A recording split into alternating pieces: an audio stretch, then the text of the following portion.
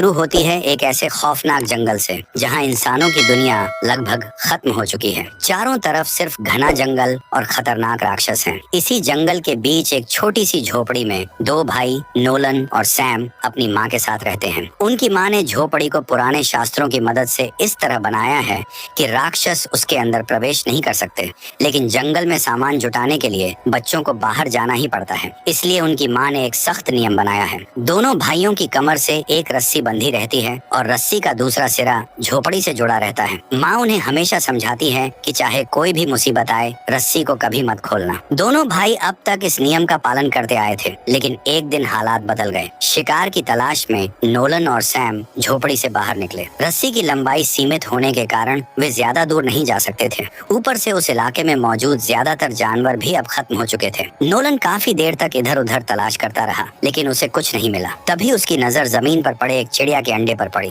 अंडा बिल्कुल सामने था, लेकिन रस्सी पूरी तरह खींच चुकी थी। नोलन ने उसे उठाने की कोशिश की, मगर वह वहां तक पहुंच ही नहीं पा रहा था। उसके मन में एक खतरनाक ख्याल आया, अगर वह कुछ पल के लिए रस्सी खोल दे तो अंडा आसानी से उठा सकता है। नोलन रस्सी खोलने ही वाला था कि सैम ने उसे देख लिया और तुरंत रोक दिया। नोलन ने समझाया कि वह सिर्फ कुछ सेकंड के लिए रस्सी खोलेगा और तुरंत वापस आ जाएगा, लेकिन सैम ने उसकी बात नहीं मानी। उसने कहा कि अंडे वाली जगह को निशान लगा देते हैं और वापस जाकर माँ से रस्सी थोड़ी लंबी करने के लिए कहेंगे। नोलन को गुस्सा तो बहुत आया, लेकिन उसे मजबूर होकर भाई के साथ लौटना पड़ा। इसी दौरान गुस्से में नोलन ने ऐसी गलती कर दी जिसकी उसे खुद उम्मीद नहीं थी। उसने अनजाने में सैम की रस्सी पर पैर रख दिया। अचानक रस्सी खींची और सैम का संतुलन बिगड़ गया। वह पहाड़ी से नीचे लुढ़क गया और बुरी तरह घायल हो गया। नोलन घबरा गया। उसे तुरंत एहसास हुआ कि मामला गंभीर है। वह जोर जोर से अपनी माँ को पुकारने लगा। आवाज सुनते ही माँ झोपड़ी से बाहर निकलकर बच्चों की तरफ दौड़ पड़ी, लेकिन तभी जंगल में कुछ अजीब सी आवाजें सुनाई देने लगी। पेड़ों के बीच लगातार सरसराहट हो रही थी। नोलन ने जैसे ही आसपास देखा, उसके होश उड़ गए। उनकी तरफ एक भयानक छिपकली जैसा राक्षस धीरे धीरे बढ़ रहा था। उसकी लंबी जीभ बार बार बाहर निकल रही थी और वह दोनों भाइयों के बेहद करीब पहुंच चुका था।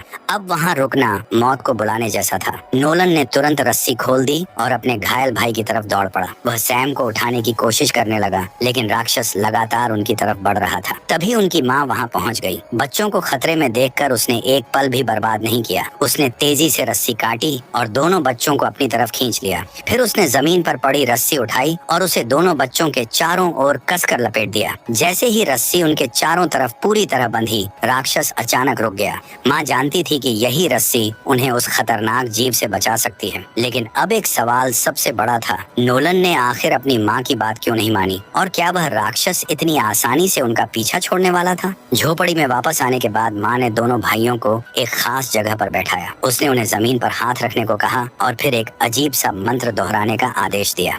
नोलन और सैम कुछ समझ नहीं पा रहे थे, लेकिन माँ की सख्ती के कारण उन्होंने वैसा ही किया। इसके बाद माँ ने दोनों को कुछ समय के लिए भंडार घर में रहने को कहा। बच्चों की परेशानी देखकर आखिर माँ ने उन्हें सच्चाई बताई। उसने कहा कि जंगल में रहने वाले राक्षस सिर्फ हमला ही नहीं करते, बल्कि अपना रूप बदल सकते हैं और इंसानों के शरीर पर कब्जा भी कर सकते हैं। अगर उन्होंने सावधानी नहीं बरती तो कोई राक्षस इंसान का रूप लेकर चुपचाप उनके घर में घुस सकता है। इसी वजह से माँ ने घर के अंदर कई सुरक्षा उपाय कर रखे थे। भंडार घर में भी ऐसी रहस्यमयी चीजें छिपी थीं, जो किसी बुरी शक्ति को दूर रखने में मदद करती थी। माँ की बातें सुनकर सैम को तो यकीन हो गया, लेकिन नोलन के मन में सवाल अभी भी बाकी थे। उसने सैम से पूछा कि क्या उसने उस राक्षस के बारे में कुछ अजीब देखा था। सैम ने बस इतना कहा कि वह जीव उसे पकड़ नहीं पाया। नोलन ने तुरंत एक और सवाल कर दिया, अगर सच में कोई राक्षस उनके घर में घुस सकता है तो उनका छोटा कुत्ता अब तक सुरक्षित कैसे है? इस सवाल का कोई जवाब नहीं मिला। आखिरकार नोलन ने तय किया कि वह अपनी माँ की बातों पर आंख बंद करके भरोसा नहीं करेगा। वह खुद इस रहस्य की सच्चाई पता लगाएगा। लेकिन उसी रात एक और अजीब घटना हुई। माँ सोने जा रही थी, तभी उसे अपने पीछे किसी के खड़े होने का एहसास हुआ। जब उसने पलट कर देखा तो नोलन बिल्कुल सामने खड़ा था। उसके चेहरे पर कोई भाव नहीं था और वह माँ की बातों का कोई जवाब भी नहीं दे रहा था। माँ तुरंत समझ गई कि क्या हो रहा है।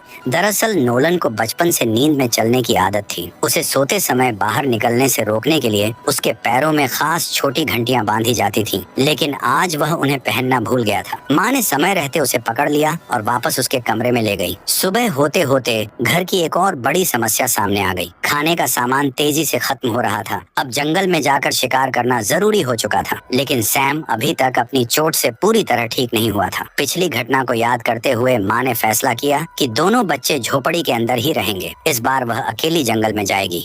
ज्यादा दूर तक पहुंचने के लिए उसने घर से बंधी रस्सी को ही लंबा करने का तरीका निकाला। उसने 3 लंबी रस्सियों को आपस में जोड़ दिया। अब वह पहले से कहीं ज्यादा दूर तक जंगल में जा सकती थी, लेकिन उसे बिल्कुल अंदाजा नहीं था कि जितना दूर वह जाएगी उतना ही बड़ा खतरा उसका इंतजार कर रहा है। जंगल में शिकार की तलाश करते हुए नोलन की माँ की नजर अचानक एक कुएं पर पड़ी। वह जमीन पर रखे खाने को लालच से चुग रहा था। माँ ने तुरंत अपना निशाना साधा, लेकिन तभी उसकी आंखों के सामने एक भयानक दृश्य आया। उसे लगा जैसे सामने नोलन खड़ा है और उसका चेहरा खून से सना हुआ है। माँ एक पल के लिए बुरी तरह घबरा गई, लेकिन अगले ही क्षण उसे एहसास हुआ कि वह सिर्फ एक भ्रम था। उसने दोबारा कुएं पर निशाना लगाया, मगर तभी नोलन की परछाई जैसी आकृति फिर उसकी आंखों के सामने दिखाई दी। इस बार वह अपना निशाना संभाल नहीं पाई। कौवा मौका पाकर उड़ गया। माँ ने इसे अपने बढ़ते तनाव और बच्चों की चिंता का असर समझा। शिकार हाथ से निकल चुका था, इसलिए उसने जंगल से पेड़ की छाल इकट्ठा करना शुरू कर दिया। लेकिन सिर्फ छाल से परिवार का पेट भरना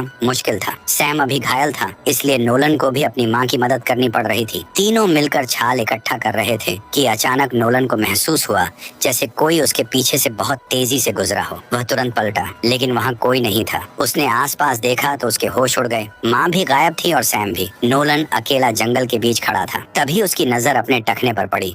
वहाँ एक छोटी सी घंटी बंधी हुई थी। उसे देखकर नोलन चौंक गया, क्योंकि ये घंटियां उसे सिर्फ सोते समय पहनाई जाती थी। अचानक उसे सब समझ आने लगा। जो कुछ अभी हुआ था वह असल में सपना था। अपनी नींद में चलने की आदत के कारण नोलन शायद बिना जाने घर से बाहर निकल आया था, लेकिन तभी उसे एक और बात याद आई। उसके पैर में अब वह घंटी थी ही नहीं। नोलन के अंदर डर फैल गया। उसने अंधेरे जंगल को ध्यान से देखना शुरू किया। एक एक पेड़ और झाड़ी को गौर से देखने के बावजूद उसे कुछ असामान्य नजर नहीं आया। कुछ समय बाद जब उसकी आंख खुली तो उसने खुद को एक ठंडे भंडार घर के अंदर बंद पाया। नोलन ने दरवाजा पीटना शुरू कर दिया और माँ को आवाज लगाई, लेकिन बाहर से कोई जवाब नहीं आया। पूरी रात वह उसी बंद कमरे में पड़ा रहा। सुबह जब दरवाजा खुला तब तक वह खुद को रोक न पाने के कारण कपड़े गीले कर चुका था। नोलन को बहुत शर्मिंदगी हुई और उसके मन में अपनी माँ के लिए नाराजगी भी बढ़ गई। माँ को लगा कि शायद उसने बच्चों पर जरूरत से ज्यादा सख्ती कर दी है, इसलिए उसने माहौल ठीक करने के लिए घर में रखी एक बेहद कीमती चीज बाहर निकाली। वह एक पुराना कैमरा था। माँ ने दोनों भाइयों को बताया कि यह कोई साधारण कैमरा नहीं है, इससे केवल एक आखिरी तस्वीर ली जा सकती थी। बच्चों की उत्सुकता बढ़ गई। माँ ने यह खास मौका सैम को देने का फैसला किया। कैमरे को देखते ही दोनों भाई बाकी सारी बातों को भूल गए और धीरे धीरे नोलन के मन में अपनी माँ के लिए जमा हुआ गुस्सा भी कम होने लगा। लेकिन कैमरे वाली खुशी ज्यादा देर नहीं टिक पाई। माँ ने अचानक ऐसी बात कह दी जिसे सुनकर नोलन का चेहरा उतर गया। उसने बताया कि काफी समय से जंगल में कोई ढंग का शिकार नहीं मिला है। भंडार में रखा खाना भी अब परिवार के लिए ज्यादा दिनों तक नहीं चलने वाला। फिर उसने एक ऐसा फैसला सुनाया जिसे सुनकर नोलन भड़क उठा।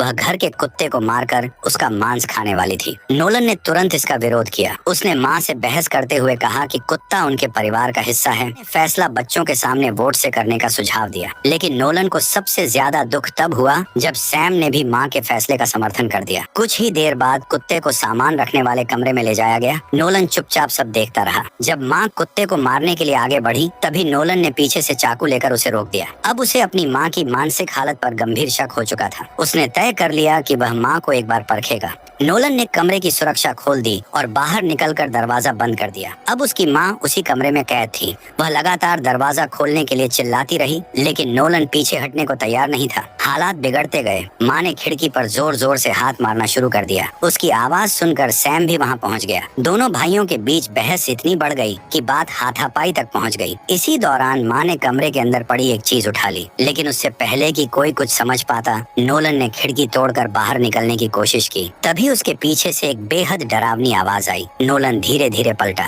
उसके पीछे एक रहस्यमयी प्राणी खड़ा था। उसने बेहद शांत आवाज में नोलन को बताया कि जल्द ही वह उसके शरीर पर नियंत्रण कर लेगा और फिर नोलन से उसी के परिवार को खत्म करवाएगा। यह सुनकर नोलन के पैरों तले जमीन खिसक गई। उसे लगा कि अगर वह सच में उस प्राणी के कब्जे में चला गया तो वह अपने ही परिवार के लिए खतरा बन जाएगा। डर के मारे उसने अपनी जान खत्म करने तक का फैसला कर लिया, लेकिन आखिरी पल में भी उसके मन में यही था कि वह किसी मासूम मासूम की जान नहीं लेगा। तभी सैम ने झगड़ा रोक दिया और कमरे का दरवाजा खोल दिया। दोनों ने अंदर देखा तो वहाँ कोई प्राणी मौजूद नहीं था, लेकिन नोलन के मन में डर अब पूरी तरह बैठ चुका था।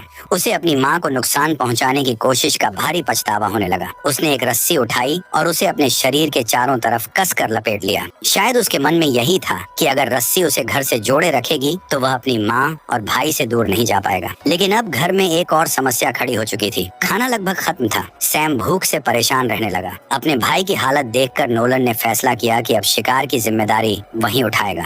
उसने अपनी माँ का तरीका अपनाया और 3 रस्सियों को जोड़कर एक लंबी रस्सी तैयार कर ली। इससे वह पहले से कहीं ज्यादा दूर तक जंगल में जा सकता था। लेकिन इतनी मेहनत के बाद भी उन्हें पर्याप्त भोजन नहीं मिल रहा था। आखिरकार दोनों भाई रस्सी की आखिरी सीमा तक पहुंच गए। नोलन ने आगे देखा तो अचानक उसके कदम रुक गए। घने और सुनसान जंगल के बीच एक साफ सुथरी सड़क दिखाई दे रही थी। इतने समय से जिस दुनिया को वे सिर्फ जंगल तक सीमित समझते थे, उसके बीच यह सड़क एक बिल्कुल नई दुनिया का संकेत दे रही थी। और अब सवाल था, ये सड़क आखिर जाती कहाँ थी? सड़क देखकर नोलन के अंदर उम्मीद जागी। उसने पूरी ताकत से मदद के लिए आवाज लगानी शुरू कर दी, लेकिन काफी देर तक उसकी पुकार का कोई जवाब नहीं आया। नोलन लगभग हार मानकर वापस लौटने ही वाला था कि अचानक दूर से एक आदमी उनकी तरफ आता दिखाई दिया। वह एक राहगीर था जिसने नोलन की आवाज सुन ली थी। नोलन उसे देखकर हैरान रह गया। अगर यह आदमी सच में बाहर की दुनिया से आया था तो इसका मतलब था कि उसकी माँ ने जिस दुनिया को पूरी तरह खत्म बताया था वहाँ अभी भी लोग मौजूद थे। फिर भी नोलन पूरी तरह भरोसा नहीं कर पा रहा था। राहगीर ने बताया कि उसके बैग में खाना है और उसकी गाड़ी जंगल के किनारे खड़ी है।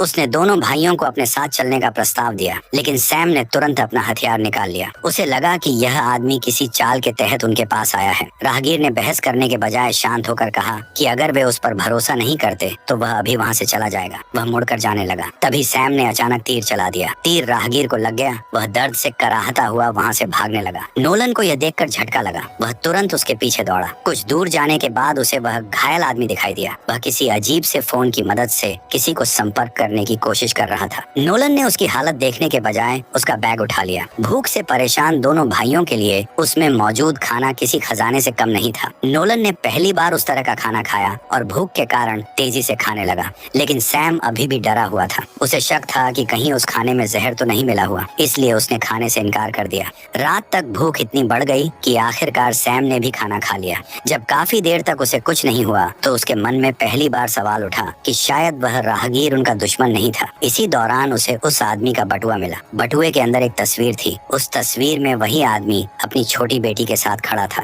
सैम तस्वीर को काफी देर तक देखता रहा। शायद पहली बार उसे एहसास हुआ कि जिस इंसान को उन्होंने दुश्मन समझकर घायल किया था उसके पीछे भी एक परिवार था। उस रात सैम घर के दरवाजे के पास बैठा सोच रहा था। उसके लिए बाहर की दुनिया अब पहले जैसी नहीं रही थी। मोमबत्तियों के अलावा उसने पहली बार एक अलग तरह की रोशनी देखी थी। लेकिन तभी घर के अंदर से कुछ आवाज आई। सैम तुरंत उठकर उस तरफ गया। उसने कमरे को देखा मगर वहाँ कोई नहीं था। तभी उसके पीछे से किसी लड़की की आवाज सुनाई दी। सैम डर कर पलटा। उसके सामने एक लड़की खड़ी थी। वह अपने पिता को ढूंढ रही थी। सैम ने उसके चेहरे को गौर से देखा और तुरंत पहचान गया। वह बिल्कुल उसी तस्वीर वाली बच्ची थी। अब सैम के मन में एक भयानक एहसास पैदा हुआ। शायद उनकी माँ ने उन्हें बाहरी दुनिया के बारे में पूरी सच्चाई कभी बताई ही नहीं थी। सैम ने घबराकर लड़की से कहा कि उसने उसके पिता को नहीं देखा, लेकिन तभी उसकी नजर अपने हाथ पर गई। उसके शरीर से बंधी रस्सी का एक सिरा अब उसके हाथ में था और दूसरी तरफ मौजूद टॉर्च देखकर उसे एहसास हुआ कि यह वही चीज थी जो उस आदमी के पास थी। अब सैम के सामने एक ऐसी सच्चाई खुलने वाली थी जो उनके पूरे जीवन को बदल सकती थी। सैम के सामने अब बहुत बड़ा सवाल था। वह लड़की को उसके पिता के बारे में सब कुछ बताना चाहता था, लेकिन तभी लड़की की नजर सामान वाले कमरे के अंदर पड़ी। वहाँ एक लाश देखकर लड़की बुरी तरह डर गई और बिना कुछ सोचे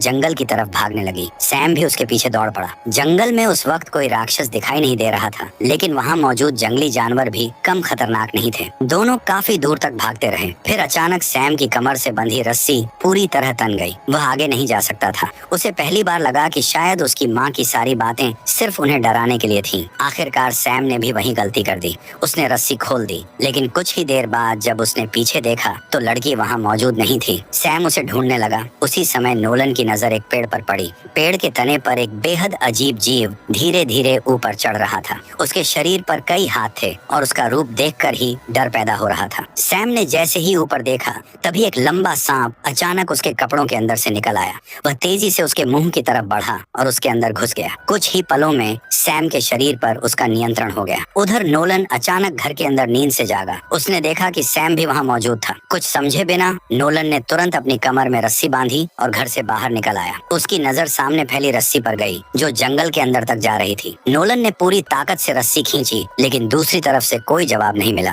तभी जमीन पर पड़ी टॉर्च उसके हाथ लगी। वह उसे लेकर जंगल में आगे बढ़ने ही वाला था कि दूर से उसे सैम की आवाज सुनाई दी। नोलन तुरंत उस दिशा में दौड़ा लेकिन वहाँ पहुँचने पर कोई नहीं मिला। अचानक पीछे से सैम दिखाई दिया। नोलन को समझ नहीं आया कि उसका भाई वहाँ कैसे पहुँचा। फिर भी उसके अंदर एक अजीब सी बेचैनी पैदा हो गई। वह बिना कुछ पूछे तेजी से घर की तरफ भागने लगा।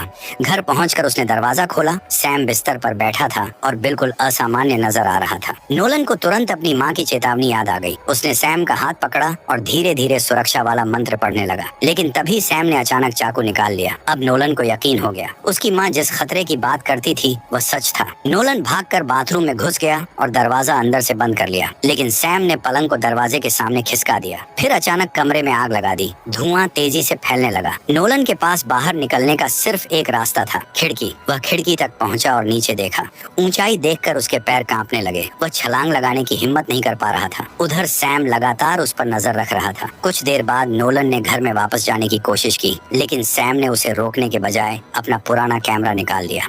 उसके पास आखिरी तस्वीर लेने का सिर्फ एक मौका बचा था। वह कैमरे से उस पल को कैद करना चाहता था। नोलन जैसे ही भागने की तैयारी कर रहा था तभी अचानक उसके सामने चांदनी आ गई। नोलन को देखकर वह समझ गया कि चांदनी इंसान नहीं थी, वह एक आत्मा थी। नोलन तुरंत स्टोरेज रूम की तरफ भागा। उसने दरवाजा खोला और मन बना लिया कि अब पीछे हटने का कोई रास्ता नहीं है। उसे आखिरी बार इस खतरे का सामना करना ही होगा। चांदनी धीरे धीरे उसकी तरफ बढ़ने लगी। तभी नोलन अचानक उसके पीछे पहुंचा और पूरी ताकत से उसे एक गहरे गड्ढे में धकेल दिया। लेकिन चांदनी इतनी आसानी से हारने वाली नहीं थी। उसने तुरंत पास पड़ी रस्सी पकड़ ली। रस्सी को खींचते ही दरवाजा जोर से बंद हो गया। अब वह एक तरह के पिंजरे में कैद थी। अंदर से उसकी भयानक चीखें गूंजने लगी। लेकिन नोलन को अभी नहीं पता था कि असली खतरा उस पिंजरे के बाहर नहीं बल्कि उसके अपने घर के अंदर मौजूद था। चांदनी कुछ देर तक उस पिंजरे के अंदर बुरी तरह तड़पती रही। उसकी चीखें धीरे धीरे बदलने लगीं और देखते ही देखते उसका असली भयानक रूप सामने आने लगा। नोलन को लगने लगा कि अब उसकी ताकत जवाब दे रही है। लेकिन तभी चांदनी ने अचानक विरोध करना बंद कर दिया। कुछ ही पलों में उसकी आत्मा जैसे किसी पवित्र शक्ति के सामने समर्पित हो गई। नोलन को लगा कि शायद यह डरावना अध्याय अब खत्म हो चुका है। उधर जंगल में लगी आग का धुआं काफी दूर तक फैल चुका था।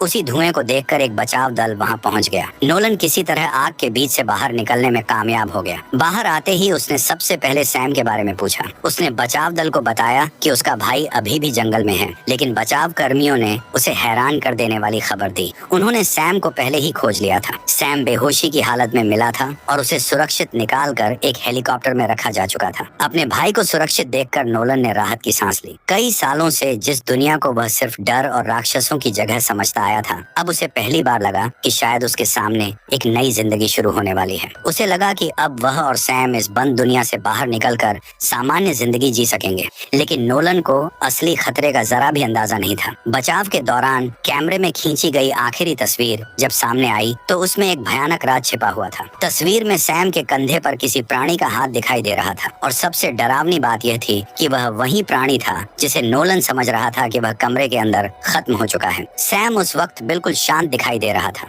नोलन ने उसके चेहरे पर छिपे उस खतरे को पहचाना ही नहीं, यानी जिस डरावनी दुनिया से वे बचकर निकले थे, शायद वह दुनिया अब भी उनके साथ बाहर आ चुकी थी। और इसी रहस्य के साथ कहानी खत्म हो जाती है।